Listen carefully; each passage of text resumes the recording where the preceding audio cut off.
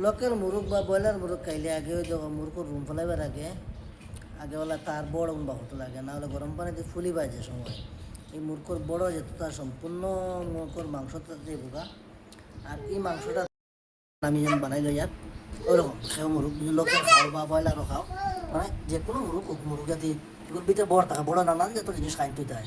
আর তুমি যে সময় গরম পানি দিলা, গরম পানি দেওয়ার আগে বড় গুণ ওই যে রাস্তায় বড় বাড়িছে গরম পানি দিয়ে ফুটার আগে বড় উনাই যাব বড় তো মনে করো ফয়েল বাড়িছে না ও গিলা বাড়িছে ও বড় ও কিন্তু কারণে মাংস নষ্ট করে গরম পানি দেওয়াইব রুমুন ডাইবের লাগে দেখবা আপনারা সবাই।